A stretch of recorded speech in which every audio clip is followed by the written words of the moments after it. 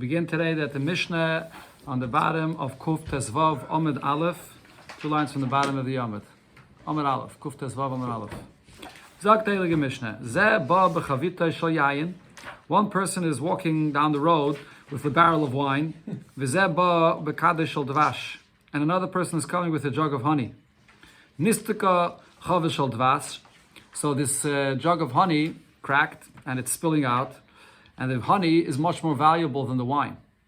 So the other individual that's carrying the barrel of wine poured out his wine, and he saved this person's honey. So if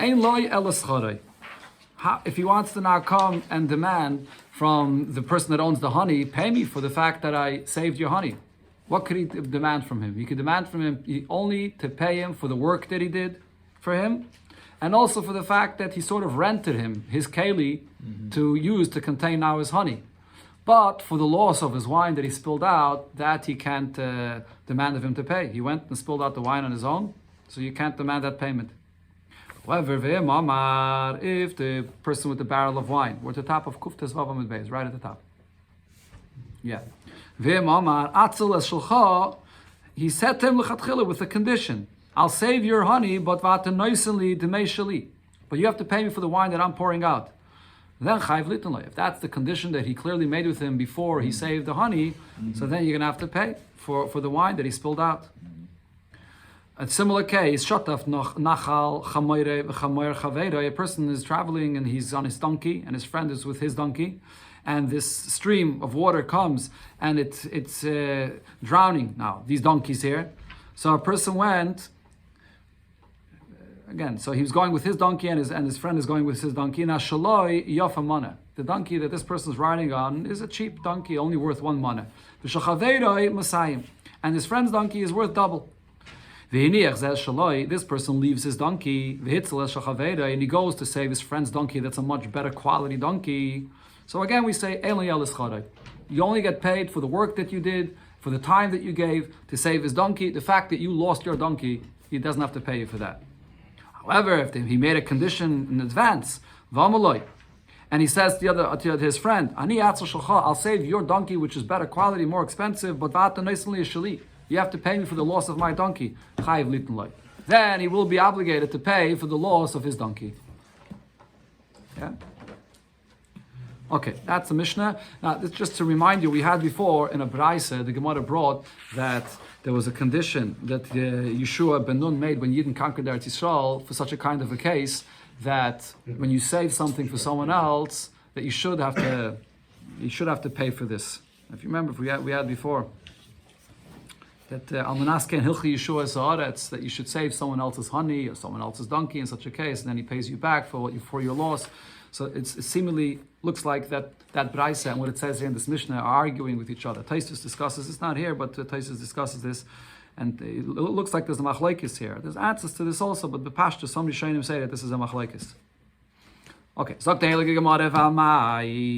why is the Mishnah saying over here that when you save this other person's honey, so then you have to give him his honey, and he just pays you for the time and for the effort that you worked to save his honey. And that's it. Doesn't have to pay you anything else. The person that saved the honey should say to him, the honey that I saved from your jug that was cracked, I'm being zeicher for this from hefker, because this honey was pouring out, and therefore it was already something that it's lost. You were miyayish on it. And once it's lost and there's yush, it's hefker, and therefore if I save it, it's really mine. If you want it back, you have to pay me for the value of the honey. The Gemara brings that eye for this Miloi Tanya. Didn't we learn in the Braisa as follows? And a person has barrels of wine or of oil, and he sees that they're going to break and he's going to lose them. He shouldn't say, so he thinks to himself, anyway, he's not going to be able to use it for myself. So he just designates it as truma and meiser for the produce that he has in his home. You can't say that. Because once you see already that it's breaking, so then the honey and the wine here, or the oil and the wine that is already all hefker. It's not yours to give meiser or truma from it. V'mamar, and if he says that it should be meiser, lo yamaklum, the designation of meiser is doesn't work at all. It's worthless. So you see over here that when it cracks and it's pouring out, it's all hefker, and you can't designate it for truma and meiser. So why here, if you save someone else's honey, does he not have to pay you for the honey that you was zeichanam and a hefker? You're giving him honey that is yours really now. And it says the Gemara Kedam Rabbi Yirmiyah. We have to say here similar to an answer that Rabbi Yirmiyah said in a different case, as the Gemara will bring soon. Keshe'ekel beis abad karachalel. The rope or the net that's used inside the press, the olive press, that rope was now tied around this barrel. So even though the barrel of honey did crack, but it was dripping out slowly. It wasn't just all pouring out in the way that it was all hefker. There was a rope that was tied around this cracked barrel or this cracked jug that was holding it together, and it was dripping out slowly. So that's something which is hefker. So in this case, if you save now this honey for this person, you have to give it back to him. It's still his honey. So Hanami here, just like Rabbi Yirmiyah gave this answer in a different case, here as well, this rope or net that's used in the press was tied in it, and therefore it's not hefker. Now the Gemara goes back to what we just learned here in the Braisa before regarding this case of Truma, when you have this wine or oil that was spilling out and you want to designate it as Truma and Maisa, it doesn't work because it's already all lost and it's Hefker. So the Braisa says, Vim Omar, if you wanted to designate it as Truma, lo yamaklum. His designation is worthless. Frek the Gemara, but it says in a different Braisa as follows. Tanya, the Braisa says, Mi shabab b'derech, a person was traveling on the way, Umais b'yodai, and he has money in his hands. The anos kenegdoi, and there's an anos, there's a thief or robber that's coming against him. So lo yaima, the person should not say, the produce that I have in my house, and this is produce that's really ma'aser sheni. So this ma'aser sheni, you can desecrate the ma'aser sheni on money, and then you only carry up the money to Yerushalayim. That's the pidyon of ma'aser sheni. So in such a case, the person shouldn't say that the produce that I have in my house, muchulalim al ma'is halalu. It should all be desecrated on this money that I have now in my hands. So again, the point here is the person sees that this money is going to get stolen from him, so he quickly goes and says, let this money be ma'aser sheni. And now the paydas that he has in his house, he can eat them for himself. So he shouldn't say that. However, the Braisa then says, but Vim Amar, if he does say this, Dvar of Kayamin, then what he says does take effect. So over here in this Braisa we see that even though this money is going to be stolen from him and he's miyayish on it and it's hefker already, but nevertheless, b'di'eved, if the person designates this for meiser or to desecrate it and it should become the money of meiser sheni, it does take effect. Answers the Gemara, what's the case here? Yeah, there's an anas that someone that's coming across him and he sees that he's going to try to steal his money, but he's able to save his money. So therefore, this is not money which is hefker. He can designate it to desecrate the produce of ma'aser sheni on it. But if it's a case that he's able to save his money from this anos that's coming to him, so why does the Braisa say that l'chatchila you should not designate it to become money of ma'aser sheni? Says the Gemara, it's because it's a case where it's going to be difficult for you. You're able to save it only al yedei atchak, and therefore l'chatchila, since we're not sure you'll be able to save this money, don't designate this kind of money for ma'aser sheni. But since al yedei atchak you could save this money, so b'di'eved, if you designated it to be the money of ma'aser sheni, it takes effect. That's the pshat over here in this Braisa. So over here we see that a situation where you have money or an object which is sort of in some kind of a danger of being stolen from you, but you could save it, and so therefore if you're going to designate it for ma'aser sheni, the loss that there would now be from Maisris is not certain. There may be a loss to Ma'aser Sheni because you may not be able to save it, you may be able to save it. In such a case, b'di'eved, the designation of the Ma'aser Sheni takes effect. So the Gemara now asks on this point, is this true that in a case where you have this kind of a hefsid, it's not a definite hefsid, a definite loss, but such a kind of loss that there may be some kind of loss in such a case, you should not designate it to be Ma'aser Sheni? But for Hatanya, we learned in a Braisa that says as follows: person had 10 barrels of either wine or of oil, as we'll see, the Braisa here says, and these are barrels that are tevel, that are tome. Now, as we'll see here in the Braisa, we're talking here about barrels that are maestris. They're already maestris that belong to a Levi. The Levi that has this maestris, he has to separate a tenth of it as trumas meiser to give to the kohen. And these are 10 barrels that are tome. He sees one of these barrels is broken and it's already dripping. It's the oil or the wine is running out, leaking out. Or it was left exposed overnight, and the halacha is that something that's left exposed overnight, you can't drink from it because there's a concern that a snake may have drank from it and placed his venom into this barrel of wine or oil, and therefore you can't use it. So in such a case,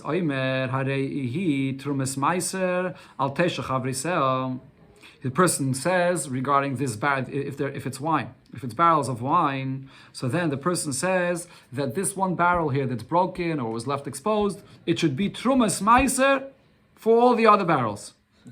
So regarding the wine, he's able to do that. Ubeshemen lo yasekem, but regarding the oil, he should not do this mipnei hefset kain, because this is a loss that he's causing to the kain. He's designating for him a barrel of oil to be the kain's, while it's all already spilling out, and the kain is not going to get any of this truma. Now there's a difference over here between the oil, whether this is oil or whether this is wine. The Gemara is going to later explain this over here. We're talking over here about wine or oil that are both tamei. What does the kain do with truma that he gets from wine or oil that's tamei? He can't eat it. Can't eat truma which is tamei.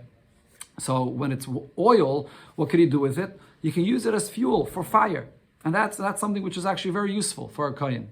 Oil itself, you can use it for cooking or for seasoning or whatever it is, but you could also use it as fuel for fire. If it's tamei, you can still use it as fuel.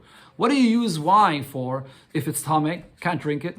So in those times, we had this many times in the Gemara, the floor in the houses were not finished floors, they were just earth, and there was dust that came up from the earth. There was something that was called ziluf. They would sprinkle wine over the floors that the water should settle, and it should also, the wine, they did it with wine, so it gave a certain good aroma.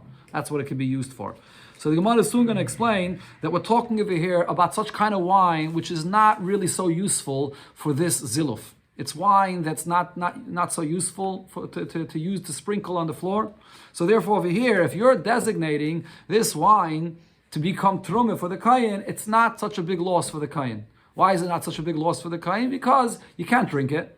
And even to use over here to sprinkle on the wall, on the floor, it's not really the best wine for this purpose. So therefore there's a very small loss that the kain has. Mashenkin regarding the... He can't do anything with it. No, you could use it for the ziluf. You could use it to sprinkle it on the floor, but it's not that kind of quality wine that's made for this. The Gemara is soon going to explain what wine is used for this. There's some loss, but not such a big loss, and therefore you can designate this as truma for the kain. So even though when you designate it for truma, he ends up it's spilling out. And the kain, the truma now that you designated for the kain ends up getting nothing. But it's not such a big loss here, because even if it would not be spilling out, what does he have from it? It's something that he can't drink anyways. It was anyways tamei. Even for ziluf, to use it to sprinkle on the floor, it also wasn't so useful for that. So because it's not such a big loss, it's a hefset ktsas, it's a little bit of a loss. So when you designate this for the truma, for the kain, the designation takes effect. But by the oil, though, shemen tamei is something that the kohen has a very good use of. He could use it as fuel for fire. So therefore, when you designate shemen tamei that's spilling out for the kohen, that doesn't take effect because it's a very big loss. What's the Gemara's question over here? The Gemara's question over here is that here you see that when it's something which is a small loss, you could designate it to the wine here. Regarding these barrels of wine that are spilling out, because it's only a small loss, you could designate this as truma. So the Gemara is asking this as a question of what we said before, in a case where a person, an anos, is approaching you, and there could be a chance, a certain percent of loss. Al yedei atchaki, you could save it. In that case, it said over there that l'chatchila, you should not designate this money as ma'aser sheni. But over here it says that in a case where there's a small loss, l'chatchila, you can designate this wine that's spilling out from these barrels as truma. So what's the difference? Rabbi Yirmiyah explains, here's what Rabbi Yirmiyah gave his answer, that we're talking over here about this barrel, it cracked, and it's spilling out, but it's dripping out slowly. It's still tied together with a rope, and therefore it's not really all just pouring out.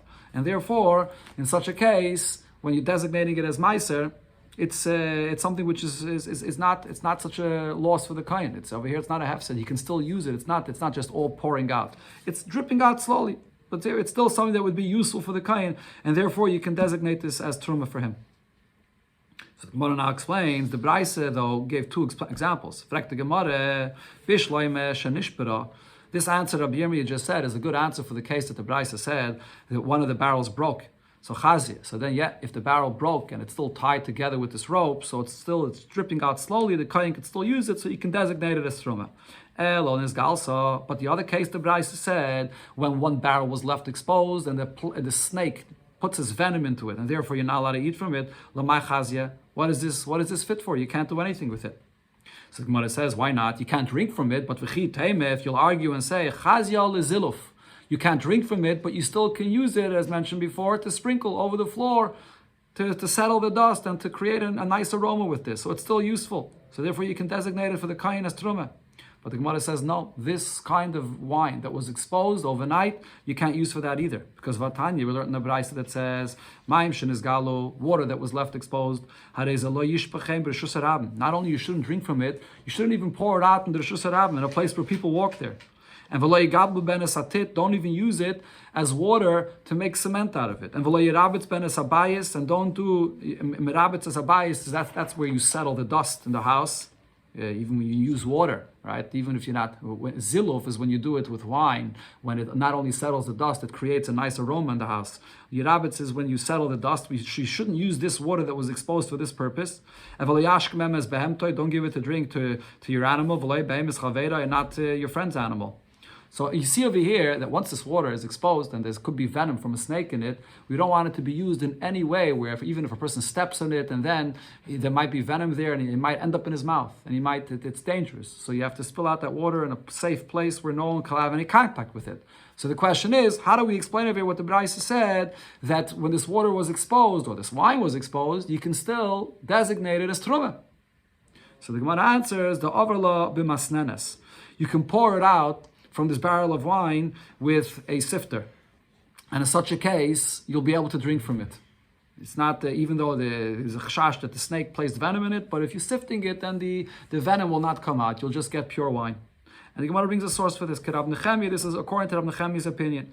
The Tanya, as we learned in Braise, masnenes, when you have a keli which is made with a sifter. And what we're talking about over here is, there's a keli that is made up of two parts. There's the keli on the bottom, and then there's the keli on the top. And the in between, the keli on the top and the keli on the bottom, there's a separation of a sifter. So yeshba mishum gilui. If this is left exposed overnight, so then the snake places its venom into the keli that's on the top, and then even what's there in the bottom keli, you can't drink from it. That's a Bava Kama. But Rab Nechemiah argues with this and he says, no, when can't you drink from any of the water or the wine that was left in the bottom exposed overnight? That was if it was totally open. But if what was in the bottom was covered with this top vessel that has the sifter in it, even if the vessel that's on the top was open, and the snake could have drank from the water that was in the top vessel and placed venom into the water that's on the top vessel, ein ba mishum gilui. But the bottom vessel there's no issue for the fact that it was exposed. The reason is because the nature of the venom of a snake is it's daimel l'sfeig, it's like a sponge, which means that v'tzaf v'oimid b'mekaymai. It floats and it remains in its place. So if the snake placed its venom into the top vessel, and then there's between the top and the bottom vessel, there's a sifter, water or wine will seep through and go into the bottom vessel, but the venom of the snake will stay on the top and it won't go into the bottom vessel, and therefore you can drink from the bottom vessel.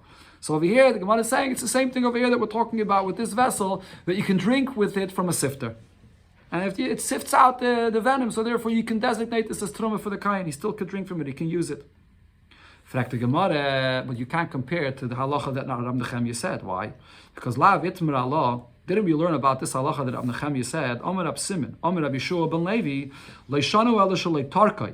When did Rab Nechemiah say this idea that the venom of the snake remains floating separate from the wine? That's only if you didn't mix it. Aval tarkai, if you mix it, then aser. Then it'll be forbidden to drink from this wine, even according to Rab Nechemiah, even if there's a sifter here. So what the Gemara is asking is, Rab Nechemiah was talking about a case where there's a bottom vessel, there's a top vessel, and the snake places its venom in the top, and therefore the sifter that's in between prevents that venom of going down to the bottom keli. But over here, though, we're talking about a barrel of wine that remained exposed, and the snake put its venom inside this barrel. If you're going to want to pour out from it, it sort of mixes it together. It's going to get mixed even if you're going to try to pour out with a sifter. So how could you drink from it?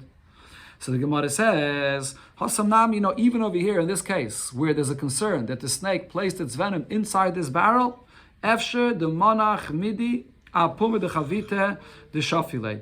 You could place a cloth or a sifter on the top of this barrel when you pour it out, and you pour it out very slowly. If you're going to pour it out quickly, so then it gets mixed up, then it's a problem. But if you pour it out very, very slowly, so then the venom is going to stay inside, and the wine is going to come out, and the kohen is able to drink from it, according to Rab Nechemia. So this brisa before that says that you can designate this barrel that was exposed overnight for the kohen is according to Rab Nechemia's opinion. Okay, so now that we established that this brisa is Rab Nechemia, the Gemara has another question. Frag the Gemara, Rab Nechemia, mi tarminon. According to Rab Nechemia, can you say that this brisa is his opinion that you can give trumah here? Because the case of the brisa was, it said that we're talking here about a barrel of wine or oil that was tamei. So can you give trumah from something that's tamei? Tanya, we learned in the brisa, tarmin min atami ala tamei. Tanna Kama says, when you have produce which is tamei, so you can give trumah from the produce. Part of it is tamei from, so you can give on it the whole produce is tamei, that is, but you're giving from a part of it the trumah from what's tamei on what's tamei.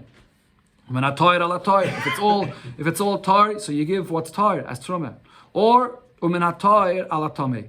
You give from what's tar on produce that's tamei. You can give the truma. You can't take the section which is tamei and use it and designate it as truma for the produce which is tahir.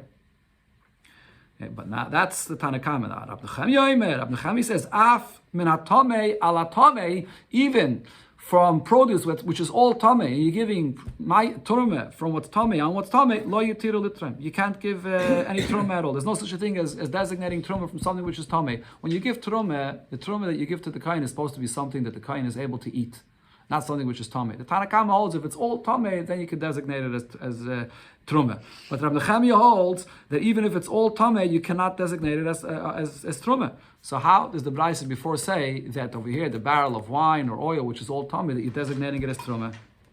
Says, so the Gemara answers, Elo b'shol demai. The case must be that if it's demai, then Chachamim were mekel, because over here really this is meiser that's being separated only because of a suffix that the Amaratzim they don't give proper trumas and meisres, but really. We can rely on the fact that Roiv Amei Aretz do give Maisres, and it's only a Chumre Midrabanan. So therefore, over here as well, Achanami Bishal Demai. In a case of Demai, you could separate even from what's Tomei, and that's what this Bryce is talking about. Okay, now the Gemara goes back to explain better. What's Demai again? Demai is a case where it comes from a Amma Aretz, where most of them give Trumas and Maisres, but some of them don't. So the Chachamim were stringent that you should give Maisres again. So it's in such a case that you can give from Tumah. Omamar, the master said before in this brayse, ubishemen lo yasekein mipnei hefset kain. When you have here this barrel which is tamei or which was exposed and you can't use it for anything, so that you shouldn't give truma from because the kain is losing out from this. But that's only regarding the oil. Regarding the wine, it says that you could give it to the kain. So I explained a little bit before about this. Here the Gemara is going to explain what's the difference between the oil and the wine. What's the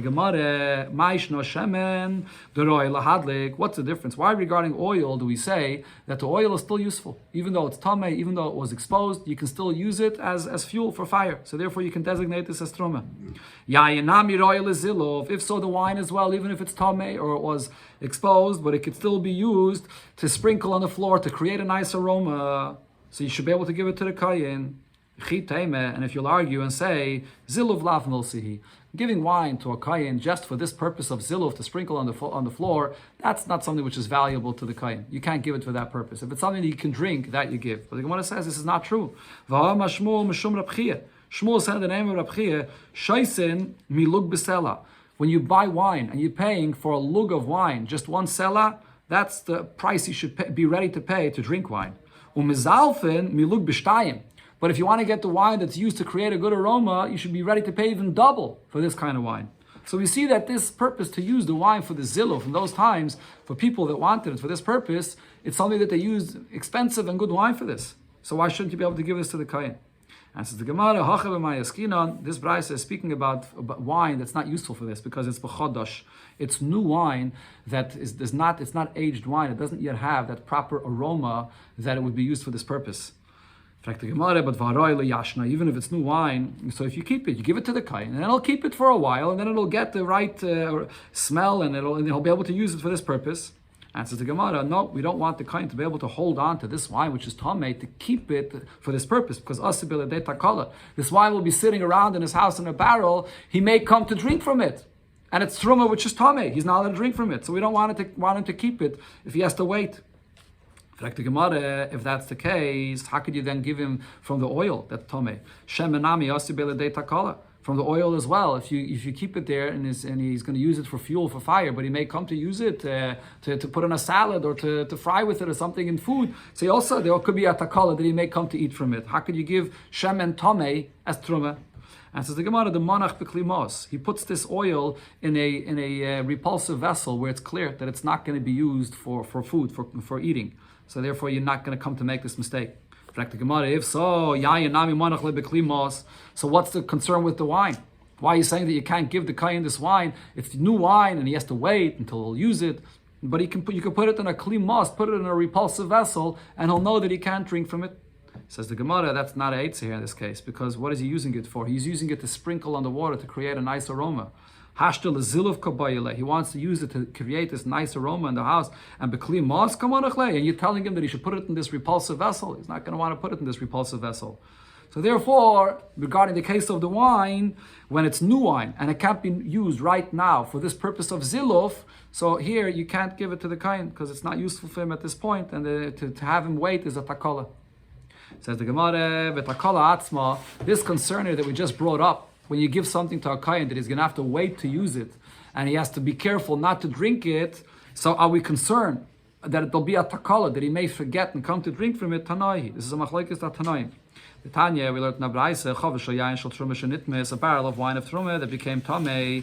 Beishamai yomrim tishbach hakel.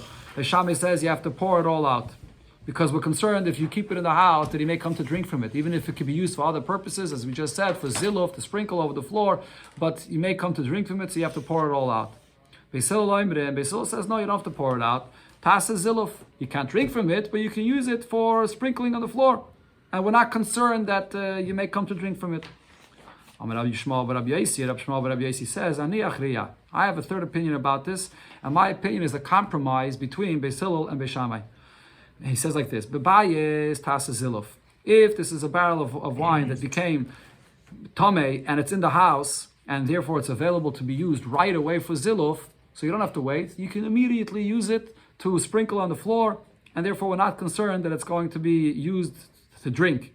But ubisada, if this is something which became tamei and it's out in the field and it has to be delivered from somewhere in the field into the house, and it's going to take a while from when you get it from the field into the house, you have to pour it all out, because maybe in the time between, from when it gets delivered from the field into the house, the person may forget and he may drink from it. Or Ikadamri, others said another version of what Rabbi Shmuel said, Biyashon tasazilif. If this is old wine, and it can be used right away, it has already a good aroma that it can be used right away for ziluf, so then you could keep it and use it right away. But ubachadash, if it's new wine, as we said before, new wine, you have to wait until it can be used for this purpose, tishbach, then you have to pour it all out. So this is Rabbi Shmuel. Rabbi Shmuel said, it depends how long you have to wait to use it for ziluf, if you have to pour it out or not. So now they said to Rabbi Shmuel said that his opinion is a compromise between Beis Shammai and Beis Hillel. So they said to him, Ein achra shlishis machras. When you're giving your own opinion, and this is really a third opinion, it's not a compromise between the opinions of Beis Shammai and Beis Hillel. So Rashi here explains, why is this not considered to be a compromise? Because if you look into the words of Beis Shammai and Beis Hillel, they mentioned nothing about bayis or sodeh or yain yashan, yain chadash. They didn't mention anything of that. Rabbi Shmuel is coming up with a new concept that they never mentioned. That's not considered to be a compromise between both opinions. If Beis Hillel and Beis Shammai would have clearly spelled out these details of bayis and sadeh, Beis Shammai would have said either way it's aser, and Beis Hillel would have said either way it's mutter to keep it. And then Rabbi Shmuel is making a compromise. He's saying, but by one of them I agree to Beis Shammai, by one of them I agree to Beis Hillel. That's a compromise. But Beis Shammai and Beis Hillel never mention any of these details. So his opinion is considered to be a third opinion. It's not a compromise between both of these opinions. That's Rashi's pshat here. There's a whole big thesis here about this, but that's Rashi's pshat. Okay, let's go back now to what it said in the Mishnah. In the case where two people were traveling, and one person had a barrel of honey, and the other one had the wine. So what happens in such a case? He tells his friend, I'm going to save your honey. I'm pouring out my wine to save your honey, but only on the condition that you're going to reimburse me for my wine that I'm spilling out. So the Mishnah said in such a case, he made that condition in the beginning, he's going to have to reimburse you for the wine. So the Gemara says, why when you make such a condition does he have to reimburse you? Why can't the owner of the honey say to him, I was fooling around with you. The fact that I agreed to this, I was fooling around with you. Didn't we learn in a Braisa a similar thing? A person was escaping from prison. And he comes to a river and he has to pass through the river, and there's a ferry that he's able to go through. So he's in a hurry, he doesn't want to wait. He tells the person that has the ferry, Toil dinner, I'll pay you a dinner, which is much more than the usual value of what you pay for this ferry, and carry me through this river here. Even though he told him he's going to give him a dinner, he only has to pay for the ferry its regular fare that you pay. So what do we see from here? This person that's escaping from prison can say to the person on the ferry, I was fooling around with you. I was desperate, and therefore I said that I'm going to give you a dinner, but really I didn't mean I'm going to give you a dinner. I meant I was going to give you whatever the usual fare for this ferry is. So Hanami here as well. Why can't the person, the owner of the honey, say this, that I agreed that I would reimburse you for the wine? I was fooling around with you. I never really agreed to that. So some Rishonim say that the comparison the Gemara is saying over here, in both cases, we're talking about a situation where you really have a certain obligation to help the other person. In the case of the honey, you have a certain obligation to help him with his honey because it's an Aveda. A Yid is losing something, and his honey is much more valuable than your wine, so you have a sort of a mitzvah to help him. So the fact that you're making a condition that you're going to have to reimburse me with the wine, and the other person agreed, but it's really a mitzvah that you have, so a condition that you make like this regarding a case of a mitzvah, the other person can say, I was just fooling around with you. I didn't. And the same thing when the person was escaping from prison. You're saving a Yid from prison. So the person with the ferry had an obligation really to save him. The fact that you make a condition with him that I'm going to pay you a dinner, a very high price for this, you don't know. It's just he's fooling around with you because he has anyways a mitzvah to save you. That's what some Rishonim say. So the Gemara says, no, in our case, we can't compare it to the story that we just said we're here with the ferry. Our Mishnah, when you have a barrel of wine, is similar to what it said in the next case of the Braisa, by this person that was escaping from prison. Here the Braisa says, if this person says to the person with the ferry, here, take this payment of a dinner for your payment. And take me through with your ferry. You're going to have to pay him the full price that you told him you're going to pay him. Now, what's the pshat in the sefer? Why in the sefer over here, when he makes this condition, does he have to pay him the full price? So the Gemara explains, what's the difference between the reisha and the sefer here? The answer is the case of the sefer is speaking about a person that he doesn't just have a ferry that he uses to bring people across the river. This is a person that has this boat, and he also is a fish catcher. So a fisherman, yeah. So while he's taking this person across on the ferry, he's now losing out from the time that he had to catch fish. So the person on the ferry says, I lost now fish in the value of a zuz.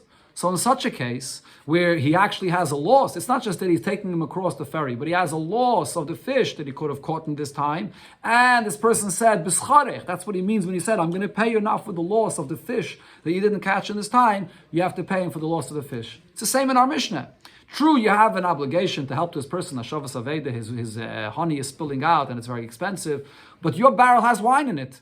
And you have a loss of your wine. So true, you have to help him, but you have to pour out your wine. So over here, if you made a condition with him, he can't say, I was just fooling around with you. The fact that I poured out my wine for your benefit, he's going to have to pay you for the value of your wine. And the Mishnah said another example, the case where you had two donkeys that the people were traveling on, and the stream of water came and was drowning them, and you left your donkey for the purpose of saving your friend's donkey, which is more expensive, better quality. So now, in that case, it's the same halacha. The Mishnah said over here in this case that it depends if you made a conditional lechatchila with him or not. So the Gemara now explains why it had to say a second case, which seemingly makes the same point as the first case of the Mishnah. Says the Gemara, tzriche, we have to say both cases. Why? If we would only say the first case, so then hasa mudichi parish yavle demekule. Only in the first case of the Mishnah, when you're pouring out your barrel of wine, if you made a clear condition with him in advance that he should pay you for that wine that you're pouring out, over here he has to pay you. Because over here, you're mamish directly with your hands pouring out your wine for his sake. And you made that condition. So when I'm pouring out my wine for your sake with a condition in advance, you have to pay me for this. Over here, you're not drowning your donkey with your hands. You're just leaving your donkey, and it ends up drowning on its own. And you're tending to the other person's donkey. In such a case, maybe we would say that you only get paid for the work that you did to save the other person's donkey, but your donkey that drowned and you didn't drown it directly for the sake of the other person, maybe you shouldn't get paid for this. On the other hand, if we would only say here the case of the donkeys, I would say, over here in this case, where you didn't make any condition in advance, over here, he doesn't have to pay you for the loss of your donkey, because it's just drowned on its own. You only pay the work that you did. Because it just drowns on its own. By the case of the wine, though, even if you didn't make a condition in advance, but you poured out the wine with your very own hands for his sake. I would say that even in a case without a condition, because you poured out the wine for him, he has to pay for all of it. That's what the Mishnah brings. The first case, that without a condition, you don't have to pay. He doesn't have to pay you for the value of your wine. Rav Kahana asked Rav regarding this case of the two donkeys here. So you left your donkey to drown and to go to save your friend's donkey. Now in such a case, you made a condition. We're talking here about the case in the Mishnah where you made a condition with your friend that he has to pay you for the loss of your donkey. And now the Eibusher made you a ness, and your donkey, which you left to drown, was saved, came up surface from the water on its own. What's going to be the halacha over here in this case? In other words, the shaila over here is, do I say that in such a case, because you made a condition with him in advance that he has to pay you for the loss of your donkey, so he has to pay you for that. This donkey of yours was already lost. It was gone. You were miyayish. It was hefker. It's lost. It's over. Elamai, now the fact that the Eibusher made you a ness, that's your gain. The Eibusher made you a ness, but he already accepted upon himself that he's paying you for your donkey. Or you say no. He said he was going to pay you for the loss of your donkey. The fact is now that your donkey was not lost, he doesn't have to pay you for that. Amalei, so Rav answered, Mishmaye rechimu aleh. The Eibusher from heaven, the Eibusher had rachmanis on you that he gave you back your donkey. Your donkey was already lost.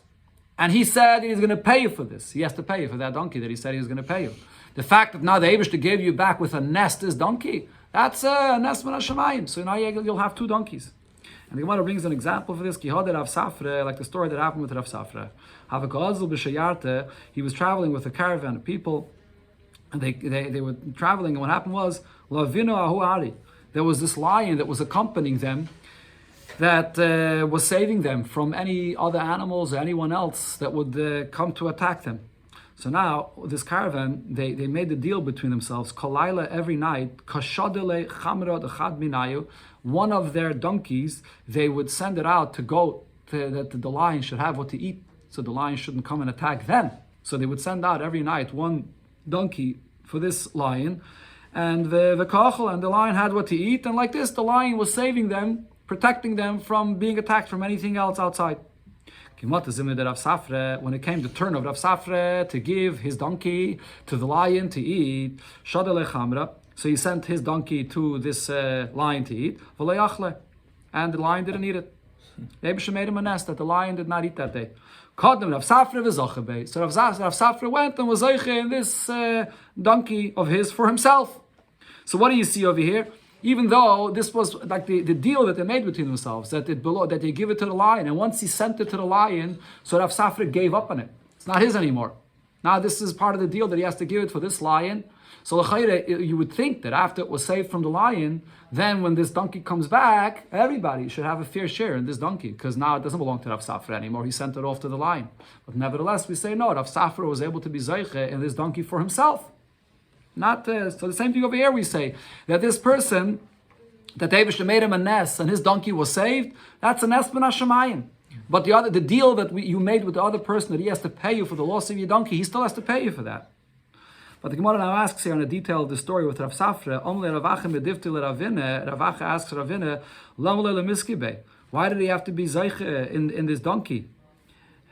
It comes back to him if we say that the Eibusha made an esman hashamayim, and therefore it comes back to him. The aryeh afkerei adaite du kol almalei afkerei. Even if he sent off this donkey to go be eaten by this lion, why was he mafked? Why did he give up on it? He gave up on it because the lion needs what to eat. So his whole intention was that the lion will have what to eat. But if the lion is not going to eat it, so then he should be able to be zeich in it for himself. If we say the svara that we said before, that Menashemayim, they were merachem on him, so now he should be able to be automatically be zeich in himself. But why he wasn't mafkir it with the intention that everybody else should then be able to be zeich in it from hefker? Amalei Rav Safra, so Rav Safra says, l'ravche de milsa hu de avad.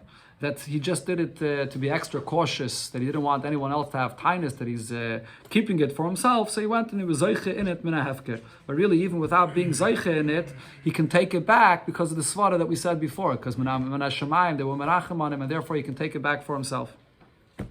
Another shaila Gemara asks, Rav asked Rebbe a shaila, Yarad lahatzel v'lo yitzel. Mahu. What happens if you left your donkey and you went to save your friend's donkey, and with the condition that he's going to reimburse you, but in the end you weren't successful. You couldn't save your friend's donkey. So what's the halach in this case? Does he have to reimburse you for what you made up with him or not? Amaloi, so Rebbe says to Rav, V'zu shaila. This is a good question. In a case where you hire a person, or in this case you made a condition that he does a job with you, and he wasn't successful with his job, but he did the work though, he tried. Do you have to pay him for this that he tried? And he answered him, but in such a case, even if you made up with him in advance, he's going to pay you the value of your donkey that you lost. You only have to pay him for the work that he did, for what he tried, but not more than that, even though you made because he wasn't successful. We learned in the Braisa, you hire a worker. Lahavi kruv, v'dur that this worker should deliver for you cabbage or peaches. It's one pshat in Rashi, another pshat in Rashi, it's some kind of herbs. L'chayla, to come, what did they say there? The prunes, okay, prunes, huh? Cabbage and quinces. Quinces, okay. L'chayla, so to deliver this for a sick person. V'halach umatzai shemes, and the person comes, and he delivers it for this person, and he finds either that this person died, or he sees that this person is already well and up and about, and he doesn't need it anymore. You have to pay him the full price for what he was hired for, even though what he did had no benefit, because this person anyways either died or is not healthy. But nevertheless, you have to pay him the full price for what he did. So if so, we should say the same thing over here. When you made up with this person that he should save your donkey, and he tried, he did the work, but even though he was not successful, but he did all the work, you should have to pay him for it. Amalei, so he answered, no, how can you compare? Me, dummy, what comparison is there? Hasam, avat shliach shlichuse. Over there, the shliach did his shlichus faithfully. He delivered what he had to deliver. Elamai, it wasn't needed anymore, but he did his shlichus 100%. Over here, though, he did, but he was not successful, so he didn't save the other person's donkey. A caravan of people are traveling in the midbar. A guy is latarfa, and soldiers came to attack them, to steal from them. And now they figured out how to settle things with these people that came to attack them, and they had to pay them off a certain amount of money. So over here now, how do you calculate the loss that these people now had because of what happened? You calculate the loss according to the amount of money that each person owns. So if there's 10 people and there's $1,000 between them, and there's $100 that they had to pay, you're not going to now say that each person loses 10%. It doesn't go like that. You don't go by people. You go by the amount of money that each person owned over here in this. But you don't make the calculation of what every person loses over here out of this situation by the amount of people, the percent just by the amount of people. And the reason is because over here, in this case, it wasn't their lives that were in danger. It was just their money that the Gaius came to steal from them. So therefore, you go by the amount of ownership of the money that each one had here.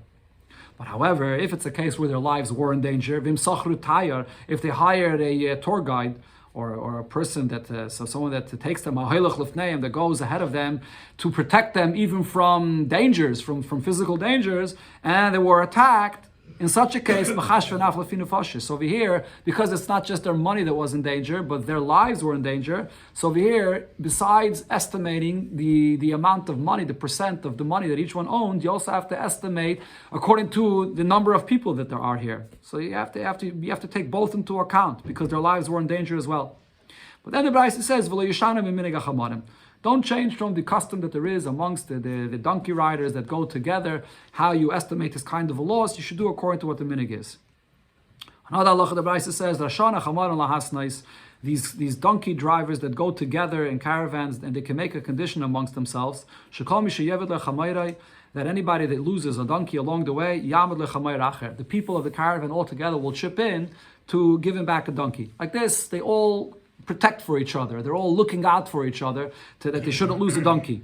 But the Brisa says, Bekusya ema midin. If this is Bekusya means if one of the people of the caravan was negligent about this, and that's why he lost his donkey, they don't have to reimburse him this donkey. Shaloi Bekusya, if it was not with negligence, then mamidin. Then you have this deal that they all look out for each other, and if one person's donkey gets lost, they reimburse each other. Now, if one person lost a donkey here, and you don't reimburse me, don't give me back a donkey, just give me back money. I'll buy already my own donkey. And then I'll do my share and I'll protect everyone's donkey together, even though I don't have a donkey now. I just have money, but I'll do my job. We're not going to listen to him because if you're not going to give him back a donkey, he doesn't have a donkey now. He's not going to participate in the deal to protect together with everyone their donkeys. So the Gemara asks on this last halacha, Pshita, isn't this obvious that you give him back a donkey and not just money? Says the Gemara, no. Chiddush over here, this Bryce is in the following case. He has a second donkey, so he's anyways going to continue doing his job. Mao the time, I would think to say, he's going to continue doing his job, his part of the deal to protect the donkeys together with everyone else, even if you're just reimbursing him with money. Therefore it says, no, you can't reimburse him with money. When a person is working to protect one donkey he has, or two donkeys, it's not the same. So therefore the deal is that if one donkey gets lost, not by negligence, you have to reimburse him with a donkey. And that's how they all look out for each other and they protect each other's donkeys. A similar halacha, a boat that's traveling on sea, a big wave came and it was in a storm and it was going to sink the boat. So they had to throw things from the weight from inside the boat into the ocean in order to make it lighter. So now people have to throw from their items into the water. So how do you now reimburse? How do you calculate over here the loss between the people? So over here the halacha is b'chashvin lefi masi. You look at the weight that each one had to give up, ve'em b'chashvin lefi mammon, and you don't go by the value of the amount of money that is, because over here it was the weight that they had to each give up. So if one person had gold that he had to throw into the river, the other person had just plain metal that he had to throw in. If you're going to look at the value of money, one had to give up much more than the other, but you don't go by that calculation. You go by the calculation of the actual weight that they had to make this ship lighter with. But at the same time though, if there's a certain custom that the boat owners have in such a case, you don't change from their minig how you reimburse people with such a case. Similar to halacha that we had before, if you have people that are traveling on boats together, so it's not just one boat, it's a few different boats that are traveling in a group together. So they can make a condition to sort of look out for each other. Shekol Misha Abdullah Sfina, that anybody amongst this group that loses his boat, Yamid Lo Sfina Acheres. So the group will reimburse him and give him another boat. Now again, Avdoleh Bekusya, if the loss of this boat was because of his own negligence, Mamidim. We don't reimburse him with this. Shaloi Bekusya, if it was not with negligence, Mamidin, then we will reimburse him. Now, if this person traveling in this group with boats, he went to an area where the boats don't usually go there because it's dangerous and it's a place where it's easy to drown, we're not going to reimburse him for this. So the Gemara asks on the last case, Pshita, isn't this obvious? He went to a place where he's not supposed to go. Of course, we're not going to reimburse him. Says the Gemara, the Chiddush over here in the last case of this Brisa is that there's a difference in how deep the water is in the different seasons of the year. The Benissen Merchaki Chadashle. In Nisan time, which is after the winter, and there's a lot of rain and snow that melts, and therefore the water is deeper. So how far off the shore do they travel? They travel Chadashle, the length of one rope off the shore, that rope that you tie the boat to the shore. So that's how far off the shore they travel. Only the length of one rope, because the water is deeper. In Tishrei time, when the water is more shallow, they travel further out, the length of two ropes. And this person, he traveled in the time of Nisan. When people travel further in, he traveled further out like they traveled in the Tishrei time. So I would think that this is not considered to be negligence, because Dafshe Nokit V'Ozel, it's his habit that he had from the Tishrei season to travel further out, and therefore his boat ended up drowning there. So maybe we would say it's not considered to be negligence. Kamash Malan, and therefore the Braisa is saying that in such a case he went further out. It's still a negligence. He should be careful in this season not to go so far out.